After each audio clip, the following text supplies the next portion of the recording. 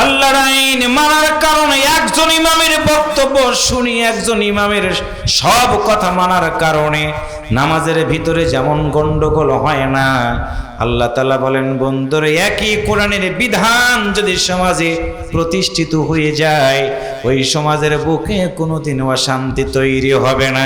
কিন্তু মুশরিকরা কখনো কোরআনের বিধান প্রতিষ্ঠিত হোক এটা তারা চাইবে না। মুসলমান বলা যাবে না, মুসলমান বলা যাবে তাকে যার দিলের ভিতরে ভয় থাকবে একমাত্র আল্লাহর। আওয়াজ করে বলুন তো আমাদের দিলের ভিতরে ভয় থাকবে কার? রাসূল বলেন আল্লাহ তুমি কি বলে দিবা না তোমার মতো আল্লাহকে যারা ভয় করে জীবন চালাবে তারা কেমনে দুনিয়াতে কি কাজ করবে তুমি কি জানাই দিবা না? আমার আল্লাহ তাআলার একটা আয়াত নাজিল করে জানাই দিয়ে দিলেন কুনতুম খায়রা উম্মাতিন উখরিজাত লিন-নাস তা'মুরুনা বিল মা'রুফ ওয়া তানহাউনা আনিল মুনকার ওয়া তু'মিনুনা বিল্লাহ।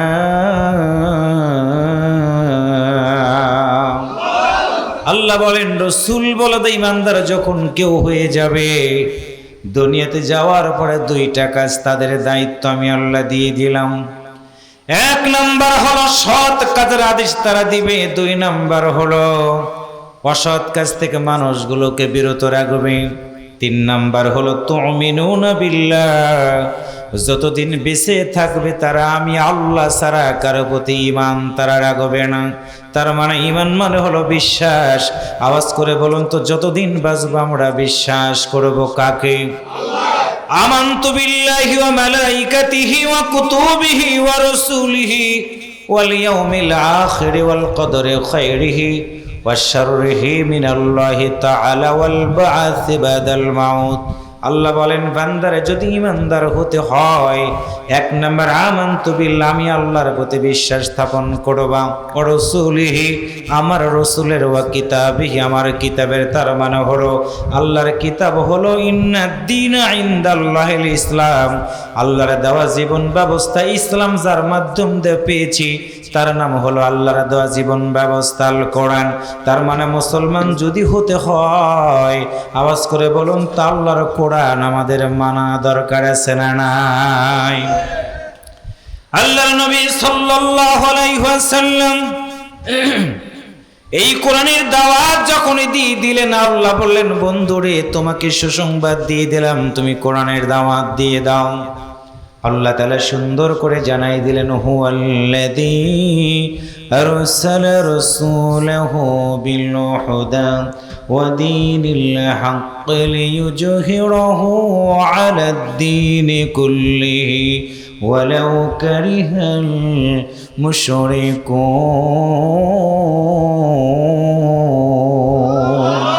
কি সুন্দর করে আল্লাহ বলেন হুয়াল্লাযী আরসালা রাসূলাহু বিল হুদা। আল্লাহ বলেন তিনি সেই সত্তা, বিশ্বনবী তোমাকে জাতির সামনে আমি প্রেরণ করলাম কোরআন দিয়ে, এত সুন্দর করে মানুষগুলোকে দ্বীনের দাওয়াত দিয়ে দাও। দ্বীনের দাওয়াত যখনই তুমি দিয়ে দিবা কোরআন বিরোধী লোকেরা তোমার সাথে দুশমনি করবে, তারা লিউযহিরাহু আলাদ-দীনি কুল্লিহি আমি আল্লাহ আমার দ্বীনটাকে বিজয় করে দিব। আল্লাহ তাআলা বলেন আমার দ্বীনকে বিজয় করে দিব যদিও মুশরিকেরা অসন্তুষ্ট হয়ে যায়। এবার একটু জবান খুলে বলুন তো আমাদের কোরআনের মাহফিল কেউ যদি পছন্দ নাও করে আল্লাহ তাআলাকে খুশি করার জন্য কোরআনের মাহফিল আমাদেরও করা দরকার আছে না নাই? কেমনে করবেন আবার আল্লাহ সেটাও বলে দিলেন ওয়াতাসিমু বিহাবলিল্লাহি জামিআন ওয়া লা তাফাররাকু। আল্লাহ বলেন বন্ধুরে ঐক্যবদ্ধভাবে আমি আল্লাহর জমিনে আমার রজ্জুটাকে আঁকড়ে ধরো, বিচ্ছিন্ন হয়েও না। তার মানে হলো যতদিন আমরা বেঁচে থাকবো কোরআনের ক্ষেত্রে আমরা এক বিধান মানব। নামাজের ভিতরে যখন আমরা দাঁড়াই ইমাম সাহেব রুকুতে আমরা রুকুতে যাই, ইমাম সাহেব সেজদায় আমরা সেজদাতে যাই, ইমাম সাহেব সালাম ফিরাই আমরা সালাম ফিরাই একসাথে। তার মানে মসজিদের ভিতরে আল্লাহর আইন মানার কারণে একজন ইমামের বক্তব্য শুনি, একজন ইমামের সব কথা মানার কারণে নামাজের ভিতরে যেমন গন্ডগোল হয় না, আল্লাহ তাআলা বলেন বন্ধুরে একই কোরআনের বিধান যদি সমাজে প্রতিষ্ঠিত হয়ে যায়, ওই সমাজের বুকে কোনোদিন অশান্তি তৈরি হবে না। কিন্তু মুশরিকরা কখনো কোরআনের বিধান প্রতিষ্ঠিত হোক এটা তারা চাইবে না। বন্ধুরে তারা যদি নাও চায়, আমি আল্লাহ জানাই দিলাম জাতির সামনে কোরআন দিয়ে দাওয়াত পৌঁছে দিয়ে দাও। একটু সুবহানাল্লাহ বলেন। ইন্নাল্লাযীনা আমানু ওয়া আমিলুস সালিহাতি লাহুম জান্নাতুন তাজরি মিন তাহতিহাল আনহার যালিকাল ফাওজুল কাবীর।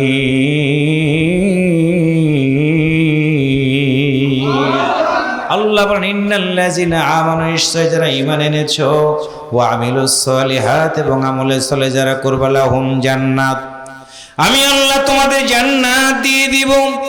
কোন জান্নাত? যেই জান্নাতের তলদেশ দিয়ে ঝর্ণা দ্বারা প্রবাহিত হতে থাকবে। যালিকাল ফাওজুল কাবীর, এটা হলো মুমিন জীবনদের জন্য বড় সফলতা। একটু আল্লাহু আকবার বলেন।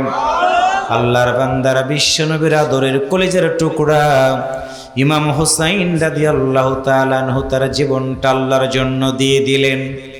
মজার বিষয় হলো ইসলামের খলিফা আবু বকর সিদ্দিক, ওমর রাদিয়াল্লাহু তাআলা আনহু, ওসমান রাদিয়াল্লাহু তাআলা আনহু, আলী রাদিয়াল্লাহু তাআলা আনহু থেকে শুরু করে যাদের শানে আল্লাহর পক্ষ থেকে আয়াত নাজিল হয়েছে, রাদিয়াল্লাহু আনহুম ওয়া রাদু আন, আল্লাহ যাদের প্রতি খুশি, যারা আল্লাহর প্রতি খুশি, তাদের কেউ কাফেরদের হাতে, ইসলাম বিরোধীদের হাতেও কিন্তু জীবন দিতে হয়েছে। তার মানে হলো ইসলামের জন্য, দ্বীনের জন্য যারা জীবন দিয়ে দিবে, আল্লাহ বলেন তারা যদি মরে যায় সবাই বলবে মরে গেছে, কিন্তু দ্বীনের জন্য যারা জীবন দিয়ে দিবে, আল্লাহ বলেন তারা মরে যায় নাই, বরং তারা শহীদ হয়ে গেছে।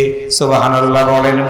ওয়ালা তাকুলু লিমান ইউকতালু ফি সাবিলিল্লাহি আমওয়াত বাল আহইয়াউ ওয়ালাকিন লা তাশউরুন।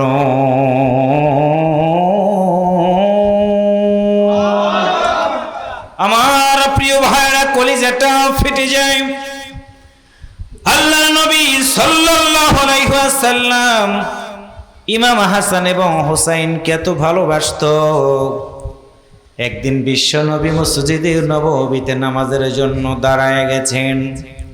বাড়িতে হাসান এবং হুসাইন মাকে ডাকতে বলে, মা আমাদের মনটা যেন চাইতেছে নানার সাথে একটু সাক্ষাৎ করার জন্য যাব।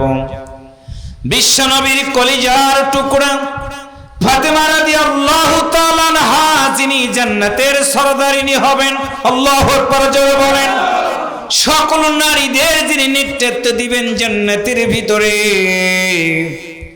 ফাতেমা রাদিয়াল্লাহু তাআলা আনহা হাসান এবং হুসাইন রাদিয়াল্লাহু তাআলা আনহুকে অনেক বেশি ভালোবাসতেন। একটি কথা আপনাদের জানাই দিতে চাই, সেটা হলো হুসাইন রাদিয়াল্লাহু তাআলা আনহু যখন জন্মগ্রহণ করলেন, আমার দিনী ভাইরা, ফাতেমা রাদিয়াল্লাহু তাআলা আনহা বিশ্বনবীর কাছে নিয়ে ডাক দেয়, বলেন আব্বা, আল্লাহর পক্ষ থেকে একটা মেহমান আমাদেরকে দেওয়া হয়েছে, মেহেরবানি করে আপনি একটু দোয়া করে দিয়ে দেন।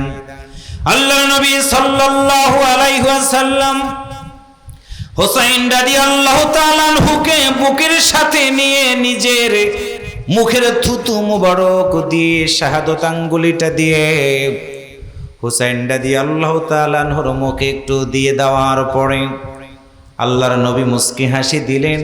হঠাৎ করে একটু পরে দেখা গেল আল্লাহর নবীর চেহারাটা কেন যেন লাল হয়ে গেল। আল্লাহর নবীর বিবি ডাকতে বলে, স্বামী আমার, খুশির সময়ে আপনার চোখ বেয়ে পানিগুলো কেন গড়িয়ে গড়িয়ে পড়ে? নবী আমার ডাকতে বলেন, বিবি রে শুনে রাখো, জিবরাইল আমিন আমার কাছে একটা শিশি এনে দিয়ে গেছে, তোমাকে আমি জানাই দিয়ে গেলাম। ওই শিশির ভিতরে কিছু মাটি আছে, ওই মাটিটা হলো কারবালার ময়দানের মাটি। আমি মাটিটার দিকে তাকালাম, হঠাৎ করে দেখি মাটিটা লাল হয়ে গেছে। আমার মনের ভিতরে প্রশ্ন জেগে গেল। জিবরাইলকে ডাক দে বললাম, বলো এটার কারণটা কি?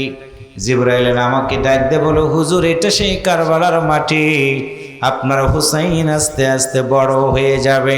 দিনের দাওয়াত দেওয়ার কারণে ইসলাম বিরোধী লোকেরা কারবালার ময়দানে তাকে শহীদ করে দিয়ে দেওয়া হবে। এমন কথাগুলো বলার পরে আল্লাহর নবী ডাক দিয়া বললেন, বিবি রে, এত কষ্ট করে আমার মেয়ে ফাতেমা সন্তানটাকে পৃথিবীর বুকে আসার সুযোগ করে দিয়েছেন আল্লাহ তাআলা। এই জন্য আমি আমার এই মাটির দৃশ্যটা দেখে নিজের আর চোখের কোটায় পানি ধরে রাখতে পারলাম না। আল্লাহর নবী শুধু এতটুকু বলেছিলেন, হুসাইনের জন্য আমি নবীর পক্ষ থেকে অনেক বড় দোয়া থাকলো। একটু আল্লাহু আকবার জোরে বলেন। আজকে ধোপাকান্দি পূর্বপাড়া অত্র এলাকার যতগুলো নানা আছেন দেখবেন নাতিকে অনেক বেশি ভালোবাসে। নাতিরা বুকের উপরে উঠে পাড়ায়, পিঠের উপরে উঠে পাড়ায়। নানা কিন্তু কখনো রাগ করে না। সেই হুসাইন রাদিয়াল্লাহু তাআলা আনহু পৃথিবীতে আগমন করার পর একদিন হাসান এবং হুসাইন ডাক দিয়ে বলেন, মা আমি আল্লাহর নবীর সাথে একটু দেখা করতে যেতে চাই। আল্লাহর নবী নামাজে দাঁড়িয়ে আছেন। নামাজ পড়ার পরে যখন রুকু শেষ করে সেজদাতে চলে গেছেন, হাসান এবং হুসাইন রাদিয়াল্লাহু তাআলা আনহু আল্লাহর নবীর পিঠের উপরে সুন্দর করে বসে আছেন। শামাইলে তিরমিজের ভিতরে আমরা পড়ে দেখেছি আল্লাহর নবীর চুলগুলো ছিলেন একটু বড়, কোকড়া কোকড়া ভাব, পিছনে একটু মোচড়ানো ছিল। একটু সুবহানাল্লাহ বলেন। আল্লাহর নবী সেজদাতে পড়ে আছেন। হুসাইন রাদিয়াল্লাহু তাআলা আনহু নবীর পিঠের উপরে পা দিয়া, দুইটা পা এই ঘরের কাছে মাথার চুলগুলোর সাথে লেগে আছে। আল্লাহর নবীর সাহাবীর এই দৃশ্যটা দেখতে আছেন। হাসান রাদিয়াল্লাহু তাআলা আনহু একবার নবীর পিঠের উপরে ওঠে, আর একবার হুসাইন রাদিয়াল্লাহু তাআলা আনহু নবীর পিঠের উপরে ওঠে।